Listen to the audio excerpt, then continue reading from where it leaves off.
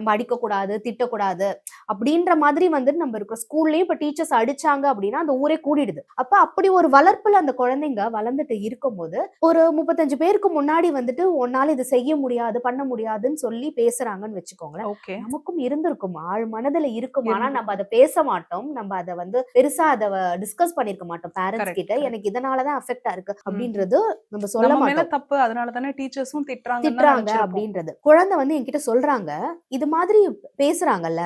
அப்ப பேசும்போது காலையில ஸ்கூலுக்கு அவங்க ஏந்திரிக்கிறதுக்கு அந்த அப்பா அம்மா வந்து எழுப்பும் போது அந்த டீச்சர்ஸ் என்னெல்லாம் பேசினாங்களோ அதுதான் என் மைண்ட்ல ஃபர்ஸ்ட் திங்கா வந்து ஹிட் ஆகுது. நான் கண்ணு முடிச்சோடனே எனக்கு அதுதான் ஃபர்ஸ்ட் திங்.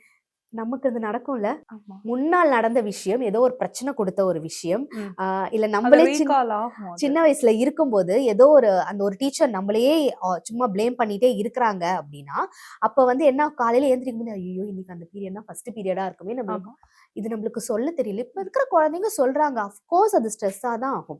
ஓகே, நெகட்டிவா நம்ம பேச பேச பேச கான்ஃபிடன்ஸ் லெவல் லோ ஆகுது. கான்ஃபிடன்ஸ் லெவல் லோ ஆகும்போது எதுக்குடா நம்ம ஸ்கூலுக்கு கிளம்பி போகணும் அப்படின்றதுல ஆரம்பிக்குது ஃபர்ஸ்ட் ஸ்ட்ரெஸ். டீச்சர்ஸை மட்டும் பிளேம் பண்ண முடியாது. டீச்சர்ஸ்க்கும் முன்னாடி ஒரு விஷயம் இருக்கு, ஃபேமிலி. ஃபேமிலியில என்னெல்லாம் நடக்குது அப்படின்றது படிக்கிறது முக்காவாசி குழந்தைங்க இப்ப படிச்சிடுறாங்க. ஓகே, அண்ட் ஓரளவுக்கு இப்ப கவுன்சிலிங் வரதை வச்சு பாக்குறதுல ஓகே மார்க்ஸ் மட்டும் தான் ஒரு குழந்தையோட ஃபைனல் டெஸ்டினேஷனை டிசைட் பண்ணும்ன்றதுல முக்காவாசி பேரண்ட்ஸ்க்கு ஓரளவுக்கு நாலேஜ் வந்திருக்கு.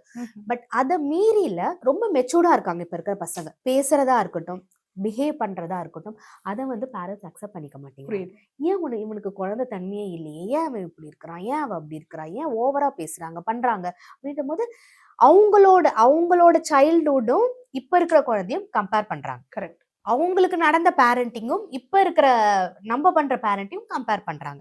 ஓகே, நம்ம எதுவுமே அடிக்கிறது கிடையாது, நம்ம எல்லாம் கேட்டதெல்லாம் வாங்கி தரோம், ஆனாலும் இவங்க ஏன் ஆட்டிடியூட் காமிக்கிறாங்க? இந்த கம்பேரிசனே முதல்ல தப்பு. இப்ப நம்மள மீறி என்ன ஆகுது, இந்த கம்பேரிசன் பண்ணும்போது அந்த குழந்தைக்கு நம்ம ஸ்ட்ரெஸ் கொடுக்குறோமா? கண்டிப்பா அங்கேயும் ஸ்ட்ரெஸ் நடக்குது.